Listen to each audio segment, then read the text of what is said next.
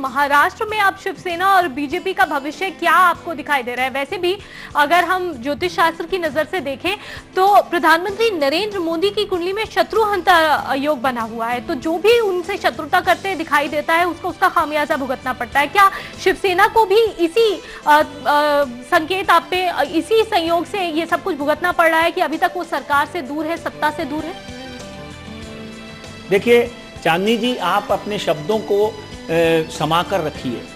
Definitely आप मुझे अगले हफ्ते इसके लिए बधाई देंगे, क्योंकि मैं पिछले 2 महीनों से ये बात बोलते आया हूं कि देवेंद्र फडणवीस को, भारतीय जनता पार्टी को, उद्धव ठाकरे को एक ही मंच के ऊपर आप बैठे देखेंगे और कहीं ना कहीं महाराष्ट्र में, मुंबई में, विधानसभा में ये दोनों पार्टियां पॉलिटिकल गठबंधन करेंगी और आगे आने वाले दिनों में भारतीय जनता पार्टी और शिवसेना जो है इकट्ठे होकर इस महाराष्ट्र की भलाई के लिए काम करेंगे।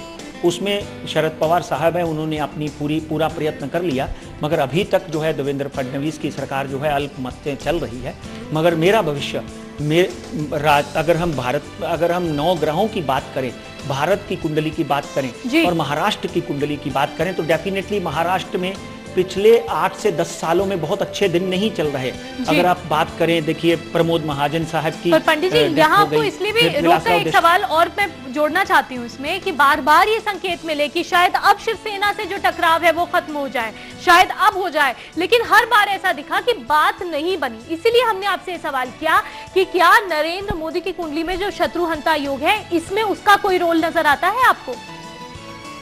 देखिए डेफिनेटली आपकी जो बात सही है, मगर यहाँ पर कोई उद्धव ठाकरे या शिवसेना जो है वो शत्रु नहीं है।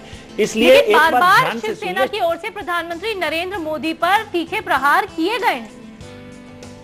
हाँ, वो बात मैं मानता हूं आपकी, मगर कहीं ना कहीं उन तीखे प्रहारों के पीछे भारतीय जनता पार्टी भी कसूरवार आपको दिखाई देगी। आप देखेंगे कि एन मोमेंट के ऊपर सब बातें होती इन्होंने चादर नीचे से खींच ली। कहीं ना कहीं भारतीय जनता पार्टी भी अपने अति आत्मविश्वास, ओवर कॉन्फिडेंस की वजह से उस कारण बना है। ऐसा नहीं है कि आप सिर्फ उद्धव ठाकरे या शिवसेना को ही आरोपित कर सकते हैं, कहीं ना कहीं भारतीय जनता पार्टी भी उसकी पूरी की पूरी जवाबदार है।